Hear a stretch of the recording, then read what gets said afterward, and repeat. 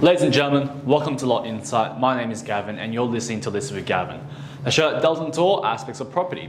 Today I want to talk about something that is on the minds of everyone who owns a property. So let's talk about the market and rate hikes and how this will affect everyone who owns a property. So this week we have seen a cash rate forecast update from the ANZ Bank, with the same forecast predicted by other banks and financial groups. We have also had the RBA publicly state the official interest rate is still probably well below where it needs to be. So with the ANZ predicting interest rates could rise by 50 basis points in August, September, October and November, which will leave the official cash rate at 3.35%, and despite the RBA's view that Australian households are well placed to manage further rate hikes, what would the ramifications be if the upwards revision to ANZ's cash rate forecast proves to be correct? Long story short, it would not be good news for the trajectory of housing values. Since the first rate hike in May, the downwards trend in value growth has steepened, with the rate of decline accelerating across Sydney and Melbourne.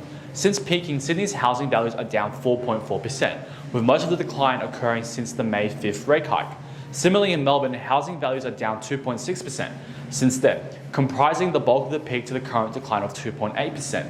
CoreLogic's data released this week showed of the 3,000 houses and unit markets analysed in the June quarter, 41.9% had declined in value.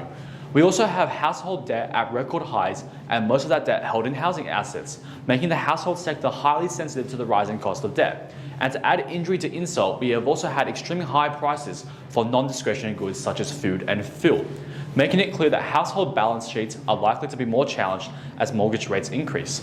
So when the RBA first raised the cash rate in May, we saw the cash rate jump to 0.35, with another raise in June leading us to 0.85, and another rise in July leading us to 1.35.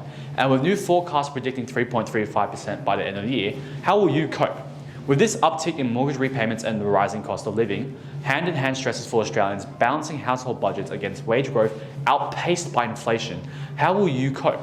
If you need to spend more than 35% of your income on monthly mortgage payments, you are considered to be experiencing mortgage stress. So you will need to ask yourself, should I consider selling?